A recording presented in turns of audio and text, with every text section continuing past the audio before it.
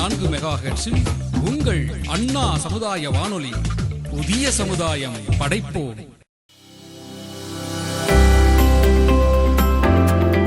வணக்கம் நேயர்களே, நீங்கள் கேட்டுக்கொண்டிருப்பது அண்ணா சமுதாய வானொலி 90.4 அலைவரிசை. இது இந்தியாவின் முதல் சமுதாய வானொலி.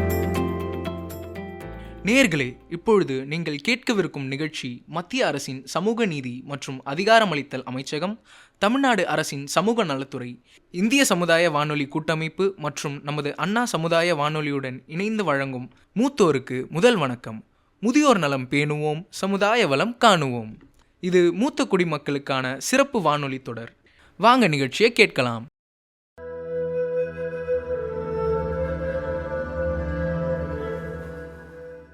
உலக ஞானத்தின் இரகசியங்களை நமக்கு கற்பித்தவர்கள் நம் மூத்தோர்கள். மதிப்பு என்னும் கிரீடத்தை அலங்கரித்தவர்கள். ஒவ்வொரு தீய விஷயங்களிலிருந்தும் நம்மை பாதுகாக்க ஒரு கவசமாக மாறியவர்கள். அதனால்தான் நம் மூத்தோர்கள் நம்முடைய பெருமையாக கருதப்படுகிறார்கள். நமது மூத்தோருக்கு முதல் வணக்கம் நிகழ்ச்சியை வழங்குவோர் இந்திய அரசின் சமூக நீதி மற்றும் அதிகாரமளித்தல் அமைச்சகம் மற்றும் கம்யூனிட்டி ரேடியோ அசோசியேஷன். சமூகத்தில் உள்ள மூத்தோர்களுக்கு மதிப்பும் மரியாதையும் வழங்குவதையும் அவர்களுடைய உடல் நலம் மற்றும் மனநலம் சார்ந்த விஷயங்களை பத்தி விழிப்புணர்வு ஏற்படுத்துறதுக்காக கொண்டு வரப்பட்ட திட்டத்தோட 8 அத்தியாயங்களை நீங்க ஏற்கனவே கேட்டிருப்பீங்க. இன்றைய நிகழ்ச்சி திட்டத்தை தொடங்குறதுக்கு முன்னாடி சமூக நீதி மற்றும் அதிகாரமளித்தல் அமைச்சகம் பத்தி உங்களுக்கு ஒரு சின்ன அறிமுகம். இந்த அமைச்சகம் சமூகத்துல பல்வேறு பிரிவுகளை, குறிப்பாக பாதிக்கப்படக்கூடிய குழுக்களை மேம்படுத்துறதுக்கு கொள்கைகளையும் திட்டங்களையும் உருவாக்குது. இந்த அமைச்சகத்தின் முதன்மை கவனமே முதியோர்கள், பெண்கள், குழந்தைகள், பட்டியல் சாதியினர், பட்டியல் பழங்குடியினர் மற்றும் மாற்றுத்திறனாளிகளின் உரிமைகள் மற்றும் நலன் மேல கவனம் செலுத்துறது தான். மூத்தோருக்கு முதல் வணக்கம் நிகழ்ச்சியில இன்றைய 9வது அத்தியாயத்தில் நம்ம பாரத் தாத்தா மற்றும் லக்ஷ்மி பேத்தி முக்கியமான தலைப்பை பத்தி உங்க கூட விவாதிக்க போறாங்க. அதுதான் எல்டர்லி அபியூஸ், அதாவது முதியோர் வன்கொடுமை. இந்த பிரச்சனை குறித்து எப்படி விழிப்போடு இருக்கணும் மற்றும் முதியவர்களுக்கு உதவி கிடைக்கக்கூடிய வளங்களை பத்தி இன்னைக்கு நம்ம கேட்டு தெரிஞ்சுக்கலாம். வாங்க நேயர்களே.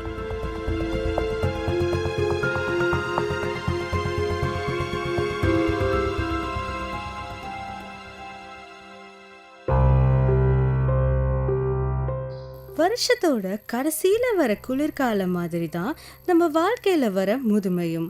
இந்த மாதிரியான நேரத்துல தான் பல முதியவர்கள் மரியாதை குறைவா நடத்தப்படுறதும் பெரும்பான்மையான வீடுகள்ல இருந்து வெளியேற்றப்படுறதும் நடந்துட்டு இருக்கு. பல வருஷமா நமக்காக வாழ்ந்தவங்க, நமக்காகவே உழைச்சவங்க, நம்மளோட வெற்றியை அவங்களோட வெற்றியா பார்த்தவங்க. ஆனா இப்போ அவங்க சொல்றத கேட்க யார் இருக்கா? வணக்கம். இருக்கவே இருக்கு elder line toll free number 145667. வயதான காலத்துல நம்ம பேசுறத கேட்கறதுக்கு யாருமே இல்லைன்னு நினைக்கிறீங்களா? இப்பவே போன் எடுங்க. 145667 எண்ணுக்கு கால் பண்ணுங்க. காலையில 8 மணில இருந்து இரவு 8 மணி வரைக்கும் முதியவர்களின் குறை நிறைகளை கேட்க, பேச அரசு அறிவிச்ச எல்டர் லைன் நம்பர் இருக்கு. இந்த எல்டர் லைன் நம்பரோட முக்கியமான நோக்கமே அவங்களோட பிரச்சனைகளுக்கு தீர்வு காண்றது மட்டும் இல்லாம அவங்களோட இணைந்து அவங்களுக்கு தேவையான சேவைகளை செய்யறதும் முக்கியமான செய்திகளை வழங்குறதும் தான். கேட்டுட்டு இருக்கிற முதியவர்கள், உங்களுக்கு ஏதாவது பிரச்சனைகள் இருந்தா உடனே போன் எடுங்க. 145667 முதியோர் உதவி எண்ணுக்கு கால் பண்ணுங்க. முதியவர்களின் உரிமையும் மரியாதையும் கூடிய வாழ்வை அளிக்க தவறாமல் கேளுங்கள். மூத்தோருக்கு முதல் வணக்கம். இந்நிகழ்ச்சியை வழங்குவோர் இந்திய அரசின் சமூக நீதி மற்றும் அதிகாரமளித்தல் அமைச்சகம், கம்யூனிட்டி ரேடியோ அசோசியேஷன். என்ன ஆச்சு நம்ம லட்சுமிக்கு? இன்னைக்கு ரொம்ப அமைதியா இருக்கீங்க. எனக்கு ரொம்ப வருத்தமா இருக்கு தாத்தா. ஏன், என் பேத்திக்கு என்ன ஆச்சு? தாத்தா, இன்னைக்கு என் தோழி ஒருத்தி என்கிட்ட ஒன்னு சொன்னான். அவ ஒரு வீட்டை கடந்து போயிட்டு இருந்தாளாம். உள்ள இருந்த அலறல் சத்தம் அப்படி கேட்டுச்சான். அவ கவனமா கேட்டப்போ ஒரு வயசான நபர் தற்செயலா விலை உயர்ந்த கண்ணாடி பொருளை உடைச்சதுதான் காரணம்னு சொன்னான். அதுக்காக அவரோட மத்த குடும்ப உறுப்பினர்கள் அவரை பல புண்படுத்தும் வார்த்தைகளை சொல்லி மிக கடுமையா திட்டிருக்காங்க. அதை கேட்டப்ப மனசே ரொம்ப கஷ்டமாயிடுச்சு தாத்தா. அது உண்மைதான் லட்சுமி. நம்ம சமூகத்துல பெரியவங்களுக்கு ஒரு சிறப்பு இடம் இருக்குது. அவங்க நம்ம குடும்பங்களோட அடித்தளம், அனுபவம், அப்புறம் ஞானம் இதனோட இருப்பிடம்னு சொல்லலாம். இருந்தாலும் ஒரு சில வீடுகள்ல இந்த மாதிரி சிறிய பிரச்சனைகளை கூட மூத்தவர்களை ஏன் சில நேரங்களை தவறா நடத்துறாங்கன்னு புரியல. முறைகேடு அப்படிங்கிறது உடல் ரீதியா மட்டும் கிடையாது, மன ரீதியா, உணர்ச்சி ரீதியா, நிதி ரீதியாகவும் கூட இருக்கலாம். பெரியவங்களுக்கு எதிரான முறைகேடுகளை தடுக்க சட்டங்களோ விதிகளோ இல்லையா தாத்தா? ஒவ்வொரு வருஷமும் ஜூன் 15ஆம் தேதிய உலக முதியோர் முறைகேடு விழிப்புணர்வு தினமா நாம அனுசரிக்கிறோம்னு உனக்கு தெரியுமா லட்சுமி? இது ஐக்கிய நாடுகள் சபையின் 66/127 தீர்மானத்தின் விளைவா தொடங்கப்பட்டிருக்கு. உலகெங்கிலும் வயதானவர்களோட எண்ணிக்கை அதிகரிச்சுட்டு வரதுனால அவங்களுக்கு எதிரான முறைகேடு சம்பவங்களும் அதிகரிச்சுட்டே வருவதா நான் உணர்றேன் தாத்தா. இது பெரியவங்களுக்கு எதிரான மிகப்பெரிய சமூக தீமை லட்சுமி. இது மனித உரிமைகளை பாதிக்குது. அதனாலதான் ஐக்கிய நாடு சபை கூட விழிப்புணர்வு மூலமா அதை தடுக்க முயற்சிகளை மேற்கொண்டுட்டு வராங்க. சரிதான் தாத்தா. இன்னைக்கு பல வீடுகள்ல மகன்களும் மகள்களும் தங்களோட வயதான பெற்றோரை ஒரு சுமையா தான் நினைக்கிறாங்க.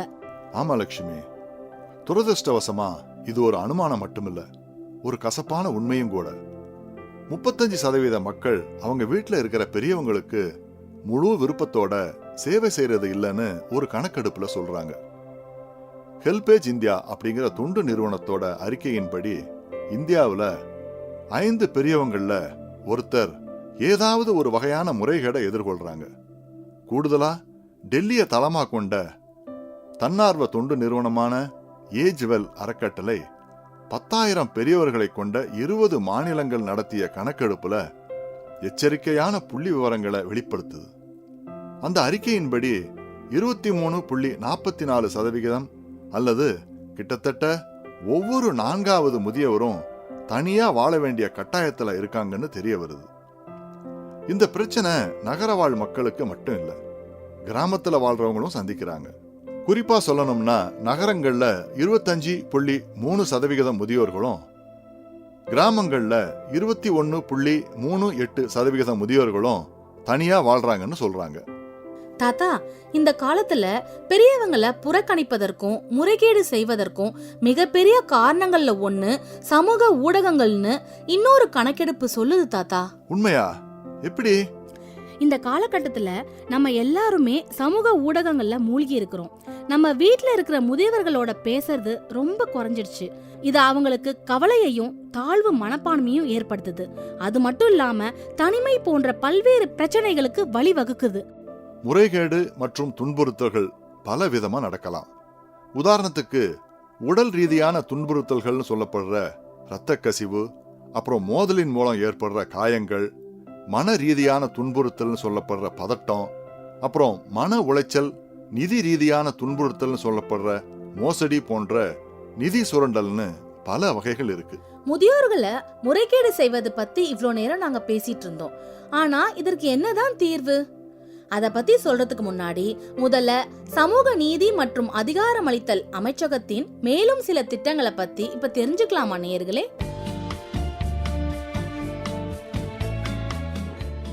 மூத்தோர்களுக்கு மதிப்பும் மரியாதையும் அளித்து அவங்களுக்கு நலம் நிறைந்த வாழ்க்கையை அமைச்சு கொடுக்கிறது நம்ம ஒவ்வொருத்தருடைய தலையாய கடமை. அவங்களோட நலன், மரியாதை, நிம்மதியான நல்வாழ்வை அமைச்சு கொடுக்கதான் நம்ம இந்திய அரசு அடல் வயோ அபியுத்ய யோஜனான்ற ஸ்கீமை அறிமுகப்படுத்தியிருக்காங்க. இந்த ஸ்கீமோட நோக்கமே முதியவர்களுக்கு ஆரோக்கியமான, பாதுகாப்பான, நிலையான வாழ்வை அமைச்சு தரதுதான். இந்த பயனுள்ள ஸ்கீமுக்கு கீழே பல திட்டங்கள் இருக்கு. அதுல ஒரு சிறந்த திட்டத்தை பத்தி தான் இன்னைக்கு நம்ம தெரிஞ்சுக்க போறோம். அதுதான் Indira Gandhi national old age pension scheme. இது முதியோர்க்கான பென்ஷன் ஸ்கீம். இந்த ஸ்கீம் மூலமா பயனடைகிறதுக்கு முதியவர்களுக்கு 60 வயது பூர்த்தி அடைஞ்சிருக்கணும். ஆண் வாரிசு இருக்கக்கூடாது. பெண் பிள்ளைகள் இருந்தாங்கன்னா அவங்களுக்கு திருமணமாகி கொடுத்திருக்கணும் மற்றும் மகளோட பேரை ரேஷன் கார்டுல இருந்து நீக்கி இருக்கணும். ஒரு ஆண்டு வருமானம் 72,000க்கும் கீழே இருக்கணும். அது மட்டும் இல்லாம அந்த முதியவருடைய பேர்ல எந்த வகையான சொத்துக்களும் இருக்கக்கூடாது. மேலும் பிபிஎல்னு சொல்லக்கூடிய வறுமை கோட்டிற்கு கீழே இருக்காங்கன்றத உறுதிப்படுத்தக்கூடிய லிஸ்ட்ல இவங்க பெயர் இருக்கணும். இந்த தகுதி கோட்பாடுகளுக்குள்ள வர முதியவரா நீங்க இருந்தீங்கன்னா இந்த Indira Gandhi national old age pension scheme மூலமா நீங்கள் பயனடையலாம். மேலும் இந்த மாதிரியான பல திட்டங்களை பத்திய தகவல்களை தெரிஞ்சுக்க 14567 எல்டர்லைன் ஹெல்ப்லைன் நம்பரை தொடர்பு கொள்ளலாம். மறுபடியும் சொல்றேன், 14567 முதியோர் உதவி எண்ண அழைத்தாலே முதியோர்களுக்காக நம்ம அரசாங்கம் செயல்படுத்தும் நலத்திட்டங்கள், அவங்களுக்கு நடக்கிற முறைகேடுகளை தடுக்க நடவடிக்கைகள் குறித்த ஆலோசனைகளை அவங்க வழங்குவாங்க. முதியவர்களோட ஆரோக்கியமும் மகிழ்ச்சியமான வருங்கால பயணம் நம்ம இந்திய அரசாங்கம் கொண்டு வந்த அடல் வயோ அபியுஜ்ய யோஜனான்ற திட்டத்தின் மூலமா மேன்மையடைய போகுது. இது போன்ற முதியவர்களுக்கான நலன் பேணும் தகவல்களை தெரிஞ்சுக்க இணைந்திருங்கள். இது உங்கள் மூத்தோருக்கு முதல் வணக்கம். இந்நிகழ்ச்சியை வழங்குவோர் இந்திய அரசின் சமூக நீதி மற்றும் அதிகாரமளித்தல் அமைச்சகம் மற்றும் கம்யூனிட்டி ரேடியோ அசோசியேஷன்.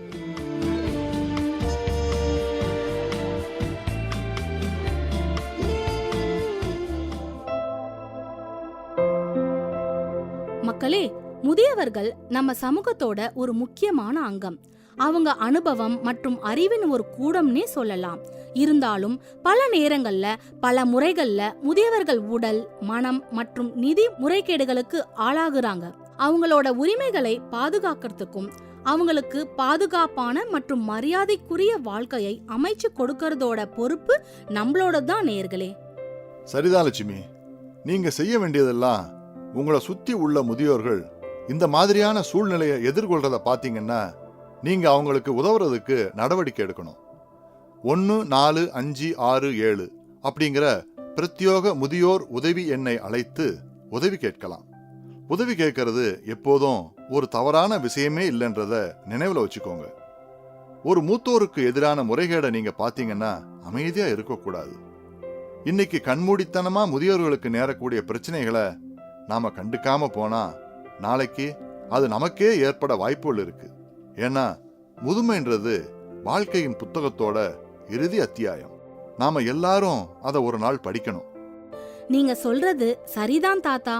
இதற்கு தொடர்பான விழிப்புணர்வை நம்ம பல வழிகள்ல பரப்பலாம். அப்படியா? எப்படி லட்சுமி? நிறைய சமூக நிகழ்ச்சிகளை ஏற்பாடு செய்யலாம். முதியவர்களுக்கு ஏற்படக்கூடிய முறைகேடுகளை தடுக்கிறதுக்கு உள்ளூர் அமைப்புகள் மற்றும் நம்ம சமுதாய மக்களோட சேர்ந்து நிகழ்ச்சிகளை ஏற்பாடு செய்யறது ரொம்ப முக்கியம். பஞ்சாயத்து அளவுல முதியவர்களுக்கு அவர்களின் உரிமைகளை குறித்து எடுத்து சொல்லலாம். மேலும் பள்ளிகள் மற்றும் கல்லூரிகள்ல முதியவர்களுக்கு ஏற்படுற முறைகேடுகளை தடுக்க விழிப்புணர்வு பிரச்சாரங்களையும் நிறைய நடத்தலாம். இன்றைய காலகட்டம் சமூக ஊடகங்களோட காலகட்டம். தகவல்கள் எல்லாம் ஒரு நொடியில வேகமா பயணிக்குது இல்லையா? ஆமா தாத்தா, வர வர உங்க தொழில்நுட்ப அறிவு ரொம்ப அதிகமாயிட்டே போகுது. உங்களை சுத்தி உள்ள முதியோருக்கு ஏதாவது முறைகேடுகள் நடப்பதை நீங்க பாத்தீங்கன்னா நீங்க சம்பந்தப்பட்ட அலுவலகத்தை தொடர்பு கொள்ளலாம். அது மட்டும் இல்லாம 14567 14567 அப்படிங்கிற எல்டர்லைன் ஹெல்ப்லைன் நம்பருக்கு நீங்க கால் பண்ணலாம்.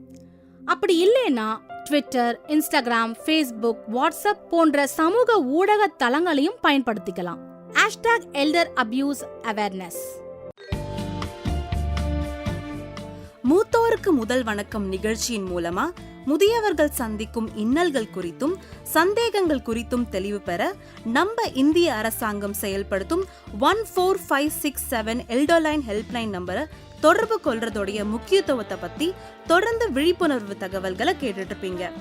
இந்த எல்டர்லைன் நம்பர் மூலியமா என்ன மாதிரியான சேவைகளை வழங்கிட்டு வராங்க, குறிப்பா எல்டர் அபியூஸை தடுக்க என்ன மாதிரியான நடவடிக்கைகளை எடுக்கிறாங்க அப்படிங்கறத தெரிஞ்சுக்க நம்ம சமுதாய வானொலியிலிருந்து 14567 தொடர்பு கொண்டோம். நம்ம கேட்ட சில சந்தேகங்களுக்கு அவங்க அளித்த விடைகளை வாங்க கேட்கலாம்.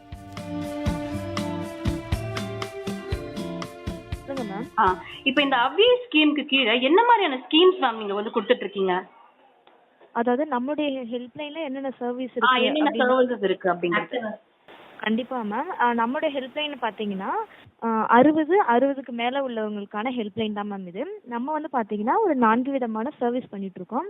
அதில் ஃபர்ஸ்ட் என்னன்னு பார்த்தீங்கன்னா இன்ஃபர்மேஷன் கொடுக்குறோம்.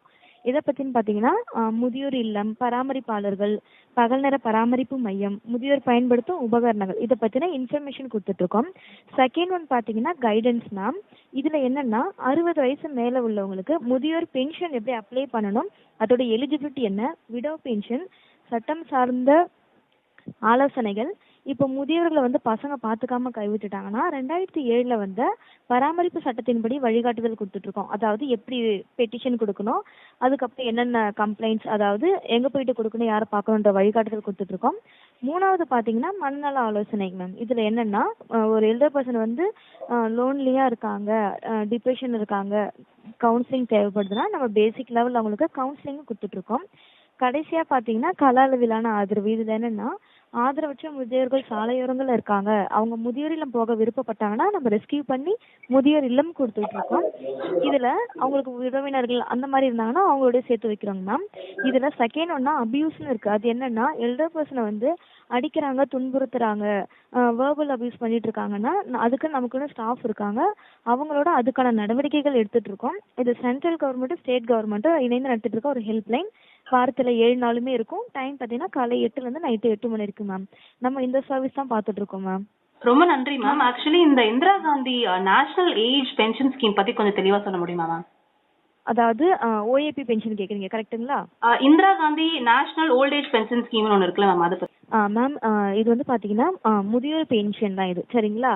இது என்னன்னா இதுக்குன்னு சில எலிஜிபிலிட்டி இருக்கு. அது என்னன்னு பார்த்தீங்கன்னா இப்போ முதியவருக்கு வந்து 60 வயசு பூர்த்தியாகி 61 ரன் ஆகி இருக்கணும், ஆண் வாரிசு இருக்கக்கூடாது, பெண் பிள்ளைகள் இருந்தாங்கன்னா அவங்களுக்கு வந்து திருமணம் ஆகி கொடுத்துருக்கணும், ரேஷன் கார்டுலேருந்து பேர் எடுத்துருக்கணும். முதியவர்களோட ஆண்டு வருமானம் பார்த்தீங்கன்னா 72,000க்கு குறைவாக இருக்கணும். இப்போ முதியோர் இருக்காருன்னா அவரோட பேரில் சொந்தமாக வீடு, நிலம், ப்ராப்பர்ட்டிஸ் இந்த மாதிரி எதுவும் இருக்கக்கூடாது. அவங்களோட வந்து பிபிஎல் நம்பர் இருக்குல்ல மேம், அதாவது வறுமை கோட்டுக்கு கீழே இருக்கும்னு சொல்லிட்டு அந்த லிஸ்ட்ல இந்த எல்டர் பர்சனோட நேம் இருக்கணும். இது எல்லாமே இருந்ததுனா தான் பென்ஷனுக்கு வந்து எலிஜிபிள் மேம். சொல்லுங்க மேம். நீங்க எல்டர் அபியூஸ் பத்தி பேசிட்டு இருந்தீங்க, முதியோர்களுக்கு எதிராக வர துன்புறுத்தல்களுக்குலாம் உங்களுக்கு ஒரு டீம் இருக்கு அப்படின்னு சொல்லிட்டு, அதுக்கு என்ன மாதிரி நடவடிக்கைகள் மேம் எடுத்துட்டு இருக்கீங்க? மேம் இவங்க என்னன்னா கலெக்டர் ஆஃபீஸ்ல சோஷியல் வெல்ஃபேர் டிபார்ட்மெண்ட், சரிங்களா? அங்க வந்து நம்மளோட மேம்லாம் இருக்காங்க சோஷியல் வெல்ஃபேர் டிபார்ட்மெண்ட்ல. இப்போ வந்து ஒரு கடலூர் டிஸ்ட்ரிக்ட்ல இந்த மாதிரி ஒரு எல்டர் பர்சன் நமக்கு கால் பண்ணி எங்க வீட்டில் வந்து இந்த மாதிரி எனக்கு ஒரு பிரச்சனைகள் நடக்குதுன்னு அவங்க நமக்கு சொன்னாங்கன்னா நம்ம மேமோட அதாவது கடலூர் டிஸ்ட்ரிக்ட்ல கலெக்டர் ஆஃபீஸ்ல இருப்பாங்க, அவங்களோட நம்ம கான்ஃபரன்ஸ் கால் கனெக்ட் பண்ணி அதுக்கான ஆக்ஷன்ஸ் எடுத்துட்டு இருக்கோம் மேம். ஓகே, அதே தான் நம்ம சென்னைக்கும் பொருந்துமா? இது தமிழ்நாடு முழுவதுமே இந்த ஒரு ஹெல்ப்லைன் நம்பர் மட்டும்தான் ma'am. Okay ma'am. Okay ma'am, அது மாதிரி இன்னொரு டவுட் மேம், எல்டர்ஸ்க்கு வந்து அபியூஸ்ன்னு சொல்லும் போது எந்த மாதிரிலாம் அபியூஸ்ன்னு கொஞ்சம் அந்த வகைகள் சொல்ல முடியுமா மேம்? அதுதான் மேம். இப்போ வந்து மருமகள் இருக்காங்கன்னு வச்சுக்கோங்க மேம். இப்போ மருமகள் வந்து என்ன ரொம்ப தகாத வார்த்தைகளெல்லாம் பேசிட்டு இருக்காங்கன்னு சொன்னாலும், இல்லை வந்து பிள்ளைகளே வந்து இவங்களை அடிக்கிறாங்க, ரொம்ப கொடுமை பண்றாங்க, இந்த மாதிரி பிரச்சனைகள் நடந்தாலும் சரி, இந்த மாதிரிலாம் அவங்க சொல்றாங்கன்னா அதுதான் மேம். இந்த மாதிரிலாம் கால் பண்ணாங்கன்னா தான் மேம் இதுதான் வந்து அபியூஸ் வருது மேம். கேள்விப்பட்டோம் உடல் ரீதியா, மன ரீதியா, நிதி ரீதியா அப்படின்னு கேள்விப்பட்டோம். எல்லா அபியூஸுமே அதுதான் மேம். வெர்பலா அபியூஸ் பண்ணாலும் பிசிக்கலா அபியூஸ் பண்ணாலுமே நம்ம ஹெல்ப் பண்ணிட்டு இருக்கோம். மனம் ரீதியா சொல்லியிருந்தீங்களா மேம், அது வந்து பாத்தீங்கன்னா கவுன்சிலிங்ல வரும். இப்போ ஒரு எல்டர் பர்சன் வந்து பசங்கள்லாம் இப்போ ஃபாரின்ல இருக்காங்க, இந்த மாதிரிலாம் இருக்காங்கல்ல மேம், அந்த மாதிரி டைம்ல இப்போ எல்டர் பர்சன் வந்து வீட்டுல தனிமையில இருப்பாங்க. அந்த டைம்ல அவங்களுக்கு பேசுறதுக்கு யாரும் இல்லாம ரொம்ப தனிமையா ஃபீல் பண்ணுவாங்க. சம்டைம்ஸ் வந்து யாரும் இல்லாதால அவங்க சில டைம் கொஞ்சம் ஸ்ட்ரெஸ்ஸா இருக்கலாம், இறப்பை பத்தின பயங்கள்லாம் இருக்கும் அவங்களுக்கு. இந்த மாதிரி கால் பண்ணும்போது நம்ம அவங்களுக்கு பேசிக் லெவல்ல கவுன்சிலிங்கே கொடுத்துட்டு இருக்கோம் மேம். அருமையா சொன்னீங்க மேம், ரொம்ப நன்றி மேம், உங்க தகவலுக்கு ரொம்ப நன்றி. Thank you ma'am. தாத்தா, இன்னைக்கு என் தோழி மூத்தவரை முறைகேடு செய்த சம்பவத்தை பத்தி என்கிட்ட சொன்னப்போ நான் இணையதளத்துல மூத்தவர் வன்கொடுமை பத்தி தேட ஆரம்பிச்சேன். அன்னையில இருந்து இப்ப வரைக்கும் அத பத்தி தான் நான் யோசிச்சுட்டே இருக்கேன் தாத்தா. அம்மாலட்சுமி, பல முதியவர்கள் அவங்க குடும்ப உறுப்பினர்களாலையும் பராமரிப்பு செய்யறவங்களாலையும் முறைகேடுக்கு ஆளாகிறாங்க. இத பத்தி யாருகிட்டையும் சொல்ல முடியாம அமைதி காக்குறாங்க. இத பத்தியே யோசிச்சு அவங்களோட உலகத்துல தொலைஞ்சு போயிடுறாங்க. இதனாலேயே அவங்க வாழ்ற வாழ்க்கை அவங்களுக்கே ஒரு சுமையா மாறிடுது. அப்படியா தாத்தா? இது உடல் ரீதியா மட்டுமா நடக்குது? இல்ல லட்சுமி, உடல் ரீதியா மட்டும் இல்ல, மன ரீதியா, உணர்வு ரீதியா, நிதி ரீதியாவும் கூட இருக்கலாம். அப்படி என்ன தாத்தா? இதுக்கு அர்த்தம் உடல் ரீதியா அவங்கள துன்புறுத்துறத தாண்டி அவங்கள சித்திரவதை அப்புறம் மிரட்டலுக்கு ஆளாக்குறாங்க. அது மட்டும் இல்லாம தவறான முறையில் அவங்க கிட்ட இருந்து அவங்களோட பணமும் பறிக்கப்படுது. பெரியவர்களோட அனுபவத்துக்கும் அறிவுத்திறனுக்கும் பெரும் மதிப்பு இருக்கு. அவங்களோட அனுபவமும் அறிவுத்திறனும் எப்பேற்பட்ட சவால்களையும் நம்ம எதிர்கொள்றதுக்கான தைரியத்தையும் வாழ்க்கைக்கான வழிகாட்டுதலையும் தருது. அந்த விதத்துல மூத்தவர்களுக்கு மரியாதையும் உரிமையும் அளித்து அவங்கள பாதுகாக்கணும்ன்ற எண்ணத்துல உருவாக்குனதுதான் நம்ம மூத்தோருக்கு முதல் வணக்கம்ன்ற சிறப்பு நிகழ்ச்சி.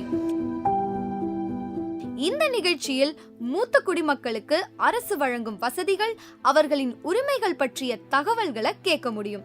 அது மட்டும் இல்லாம முதியவர்களுக்கான உடல் நலம், மனநலம் சார்ந்த பிரச்சனைகளுக்கு நிபுணர் ஆலோசனை, சட்ட ஆலோசனை, மேலும் முதியவர்களோட வாழ்க்கைய எளிமையாக்க உதவக்கூடிய தொழில்நுட்பம், நிதி ஆலோசனை மற்றும் பல முக்கியமான அம்சங்களை பற்றி இந்த நிகழ்ச்சியில நீங்க கேட்டு தெரிஞ்சுக்கலாம். முதியவர்களின் உரிமைகளும் மரியாதையும் கூடிய வாழ்வை அளிக்க தவறாமல் கேளுங்கள் மூத்தோருக்கு முதல் வணக்கம். இந்நிகழ்ச்சியை வழங்குவோர் இந்திய அரசின் சமூக நீதி மற்றும் அதிகாரமளித்தல் அமைச்சகம், கம்யூனிட்டி ரேடியோ அசோசியேஷன்.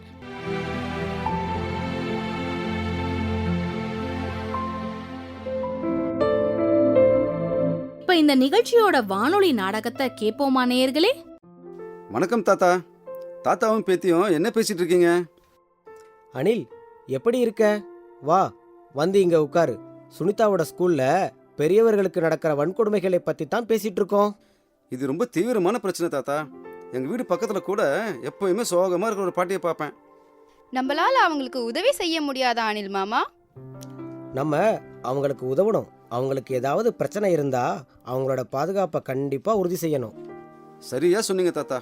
நாளைக்கு அவங்க வீட்டுக்கு போய் அவங்களுக்கு என்ன தொந்தரவு இருக்குன்னு கேட்கலாம். நம்மளால அவங்களுக்கு நிச்சயமா உதவ முடியும்.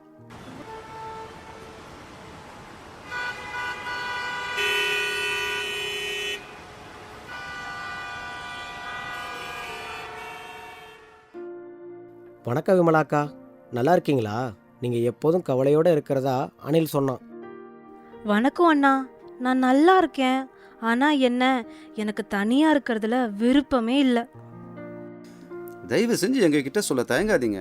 உங்களுக்கு ஏதாவது தேவைப்பட்டுச்சுன்னா எங்களால உதவ முடியும். உங்களுடைய அக்கறைக்கு ரொம்ப நன்றி. ஆனா என்னுடைய குடும்பம் என்னை விட்டு விலகி இருக்கிறதுனால தான் நான் அடிக்கடி அப்படி உணர்றேன். அதனால தான் எனக்கு சில சமயங்கள்ல கோபமும் வருது. இந்த வயசுல நீங்க தனியா இருக்கிறது ரொம்ப கஷ்டமா இருக்கு. ஆனா உங்களுக்கு எந்த கவலையும் வேண்டாம், உங்களுக்கு நாங்க இருக்கோம். ஆமா விமலாக்கா, நாங்க இருக்கோம் உங்களுக்கு. மேலும் உங்களை போன்ற பெரியவர்களுக்கு இந்திய அரசின் சமூக நீதி மற்றும் அதிகாரமளித்தல் அமைச்சகம் பல வகையான உதவிகளை வழங்கிட்டு வராங்க. அதனால நீங்க ஏதாவது சிக்கல்களை சந்திச்சா 145667 என்ற முதியோர் உதவி எண்ண அழைக்கலாம். முதியோர் உதவி என்ன? அது என்ன நம்பர் சுனிதா? தயவு செஞ்சு அதை எனக்காக எழுதி கூட, அது எனக்கு ரொம்ப உதவியா இருக்கும். தோ எழுதி தரேங்கா. இதன் பிறகு நீங்க கவலைப்பட வேண்டிய அவசியமே இருக்காது. உங்களுக்கு எந்த தவறும் நடக்க விடாதீங்க. உங்களுக்காக நாங்களும் அரசாங்கமும் இருக்கோம். முதல்ல நீங்க தனியா இல்லைன்னு புரிஞ்சுக்கோங்க. நீங்க ஏதாவது பிரச்சனைகளை சந்திச்சா உதவி கேட்கறது ரொம்ப முக்கியம். நீங்க பேசுறத கேட்ட அப்புறம்தான் நான் ரொம்ப சந்தோஷமா உணர்றேன். நான் என்ன செய்யணும்னு கண்டிப்பா யோசிக்கிறேன். சரி விமலாக்கா, பார்த்துக்கோங்க. உங்களுக்கு ஏதாவது சிக்கல்கள் இருந்தா எங்களுக்கு தெரியப்படுத்துங்க. ரொம்ப நன்றிண்ணா. அனில், நம்ம அனைவரும் இந்த விஷயத்துல விழிப்புணர்வை ஏற்படுத்த முயற்சிக்கணும். ஏன்னா விமலா அக்கா போல பல பெரியவர்கள் பல வகையான பிரச்சனைகளை சந்திச்சுட்டு தான் இருக்காங்க. நிச்சயமா தாத்தா, நீங்க சொல்றது தான் சரி. சரி சுனிதா, இதை பத்தி உங்களோட ஸ்கூல்ல ஒரு ப்ராஜெக்ட் செய்ய முடியுமா? நிச்சயமா தாத்தா, நீங்க ஒரு சிறந்த யோசனை கொடுத்திருக்கீங்க. நாளைக்கே என்னுடைய ஆசிரியர்கள்கிட்டையும் நண்பர்கள்கிட்டையும் பேசிட்டு சொல்றேன். ஞாபகம் வச்சுக்கோங்க, பெரியவர்களை மதிக்கிறது நம்மளோட பொறுப்பு. நம்ம எல்லாரும் சேர்ந்தாதான் ஒரு மாற்றத்தை கொண்டு வர முடியும்.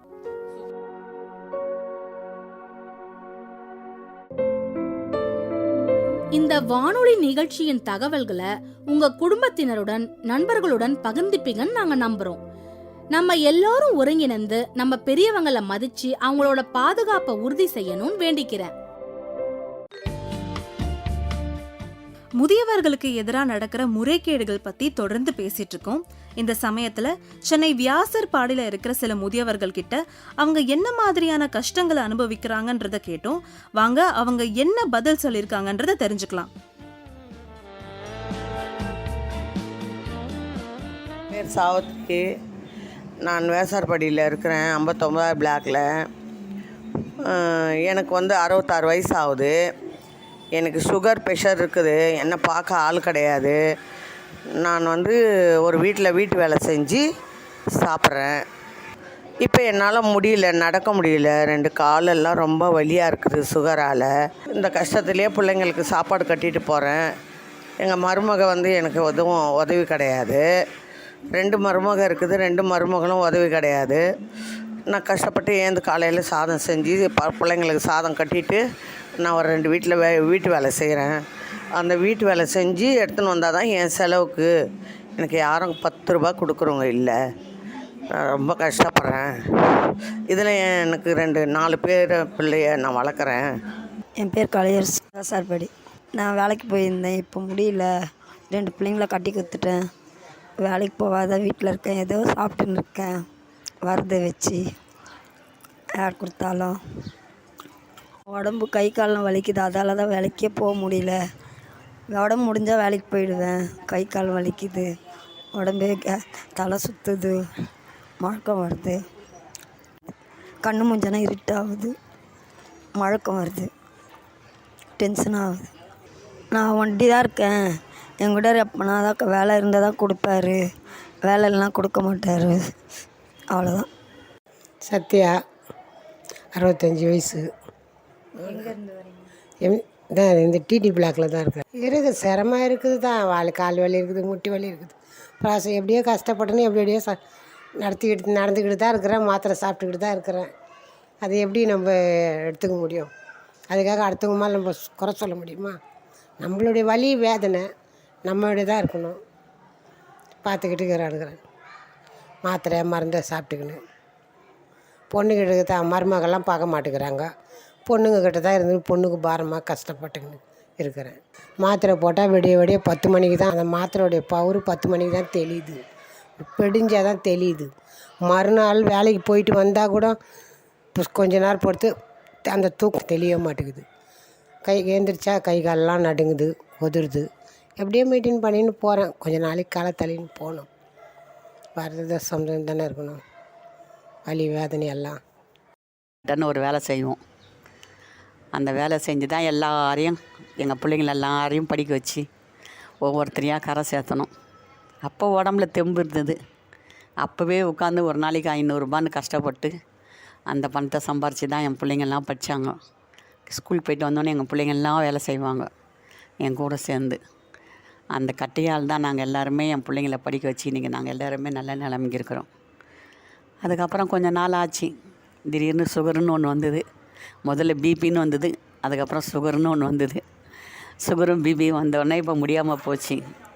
எவ்வளவோ டேப்லெட்லாம் மாத்திரை கவர்மெண்ட் மாத்திரை வாங்கி போடுறோம். அது போட்டுனா கூட கை கால்லாம் விட்டு போகுது. எழுந்துங்க முடியல, சுறுசுறுப்பாக இருக்க முடியல. அப்படியே சோம்பேறி தினமாக இருக்குது. எந்த வேலையும் செய்ய முடியல. எதனா ஒரு வேலைக்கு போனோம்னா எதனா ஒரு வேலை செய்யலான்னு போய் நினச்சா கூட செய்ய முடியல. கை கால்லாம் விட்டு போய் ஒரு மாதிரி டயர்டாக ஆகிடுது. அந்த காலத்தில் இந்த காலத்தில் இல்லை. அந்த காலத்துலலாம் நாங்கள் 100 ரூபா வச்சா கூட அன்றைக்கி நல்லா சாப்பிட்டு தெம்பாக இருந்தோம். இன்றைக்கி 500 ரூபா எடுத்துன்னு போனால் கூட அந்த அளவுக்கு சமாளிக்க முடியல. வறுமையும் கூட இருக்குது. ஆனால் வாழ்க்கையும் எப்படியோ கஷ்டமாக போயிட்டு தான் இருக்குது எல்லாருக்குமே. அதை எப்படி இந்த கவர்மெண்ட் தான் வயசானவங்களுக்கு பார்த்து வீட்லேயே எதனா ஹெல்ப் பண்ணுறேன் கூட கொஞ்சம் நல்லாயிருக்கும். ஏன்னா எங்களாலலாம் இப்போலாம் நாங்களாம் அந்த காலத்தில் கஷ்டப்பட்டு உழைச்சிட்டோம். இந்த காலத்துலலாம் எங்களால் எதுவுமே செய்ய முடியல. வெளியில் போயிட்டு வீட்டில் இருக்கிறாங்களே இவங்களுக்கெல்லாம் எதனா வேலை கொடுத்தாலும் பரவாயில்ல, வீட்லேயே எதனா வேலை கொடுத்தா கூட செய்வோம். செய்கிற அளவுக்கு எங்களுக்கு தெம்பு இருக்குது. அந்த மாதிரி எதனா ஹெல்ப் பண்ணால் கூட நல்லாயிருக்கும். வெளியிலே போய் வேலை ஒரு பஸ் ஏறி போயிட்டு எங்கன்னா வேலை செய்யணுன்னா முடியாது. இப்போ நான் என்ன செய்ய கேட்பீங்க, நாலுன்னா அவங்களுக்கெல்லாம் குழந்தை குட்டி இல்லையா, அவங்களாம் உங்களை காப்பாற்றலையான்னு கேட்பீங்க. அவங்கவுங்களுக்கு குடும்பம் குழந்தை குட்டின்னு எல்லாரையும் கல்யாணம் பண்ணி கொடுத்துட்டோம். அவங்களையும் நம்ம எதிர்பார்க்க முடியாது. நம்மளுக்கு வந்து கவர்மெண்ட்டாக பார்த்து வயசானவங்க இருக்காங்க, அவங்களுக்கு எல்லாமே வீட்டிலேயே வந்து செய்யணும் அப்படின்னு அவங்களா நினச்சி அதெல்லாம் ஹெல்ப் பண்ண உண்டு. என்ன மாதிரி நிறைய பேர் இருக்காங்க. அவங்களாம் இந்த சத்தியமூர்த்தி நகர் மட்டும் இல்லை, நிறைய ஏரியாங்களில் எவ்வளோ ஜனங்க இருப்பாங்க, எவ்வளோ வயசானவங்க இருப்பாங்க. அவங்களும் என்ன மாதிரி தான் கஷ்டப்பட்டுன்னு இருப்பாங்க. அவங்களுக்கெல்லாம் முடிஞ்ச அளவுக்கு யாருன்னா எதனா உதவி வந்து பண்ணாங்கன்னா வீடேறி வந்து, அதுக்காக நான் ரொம்ப நன்றியும் கடமையும் பட்டுக்கிறேன். இதை என்னை கேட்டதுக்காக, நான் சொன்னதுக்காக உங்கள் எல்லாருக்கும் நன்றி, வணக்கம். இந்த முதியவர்கள் கிட்ட பேசும்போது அவங்க குடும்ப உறுப்பினர்களுடைய அச்சுறுத்தல் காரணமாகவும் சமுதாயத்தின் மீது உள்ள பயம் காரணமாகவும் அவங்க அனுபவிக்கிற சில முறைகேடுகள் பத்தி வெளிப்படையா பேச முடியல அப்படிங்கிறத நாங்க உணர்ந்தோம். அவங்களுக்கு மேலும் ஏதாவது உதவி தேவைப்பட்டா 14567 எல்டர்லைன் ஹெல்ப்லைன் நம்பருக்கு தொடர்பு கொள்ள அறிவுரையும் வழங்கினோம். அறிவியலோட கண்ணோட்டத்துல முதுமை அப்படிங்கிறது தவிர்க்க முடியாத உடல்நிலை. இளைஞர்களும் இந்த கால சுழற்சியை கடந்து போக வேண்டியது இருக்கும்னு ஆழமா புரிஞ்சுக்கணும். இன்றைய இளைய தலைமுறைக்கு சமூக ஒழுங்கை பராமரிக்கிறது ஒரு பெரிய சவாலா இருக்கும். பெரியவர்களுக்கு சேவை செய்யறதுல இருக்கிற மதிப்புகளையும் சந்தோஷங்களையும் இளைஞர்கள் பாதுகாக்க வேண்டும். பெரியவர்கள் ஒரு சுமை இல்லைன்னு அடுத்த தலைமுறைக்கு சொல்லணும். மதிப்பு, மரியாதை, சேவை எல்லாமே அவங்களோட உரிமைகள். அதை அவங்க கிட்ட இருந்து பறிக்க முடியாது. பெரியவங்களை அவமதிக்கிறது ஒரு குற்றம்னு வரும் தலைமுறைக்கு சொல்லணும். ரொம்ப சரியா சொன்னீங்க தாத்தா. இத்துடன் நம்ம மூத்தோருக்கு முதல் வணக்கம் நிகழ்ச்சியுடைய 9வது அத்தியாயமான எல்டர்லி அபியூஸ் நிறைவு பெறுது. இந்த நிகழ்ச்சி குறித்து கேட்டுட்டு இருக்கிற நேயர்களுக்கு ஏதாவது கேள்விகள் இருந்தா நம்ம சமுதாய வானொலியை நீங்க தொடர்பு கொள்ளலாம். அது மட்டும் இல்லாம இந்த நிகழ்ச்சி குறித்து உங்களோட கருத்துக்களை எங்களோட நீங்க பகிர்ந்துக்கலாம். நன்றி நேயர்களே. இதுவரை நீங்கள் கேட்டது மத்திய அரசின் சமூக நீதி மற்றும் அதிகாரமளித்தல் அமைச்சகம், தமிழ்நாடு அரசின் சமூக நலத்துறை, இந்திய சமுதாய வானொலி கூட்டமைப்பு மற்றும் நமது அண்ணா சமுதாய வானொலியுடன் இணைந்து வழங்கிய மூத்தோருக்கு முதல் வணக்கம். இது மூத்த குடிமக்களுக்கான சிறப்பு வானொலி தொடர். முதியோர் நலம் பேணுவோம், சமுதாய வளம் காணுவோம். நன்றி, வணக்கம்.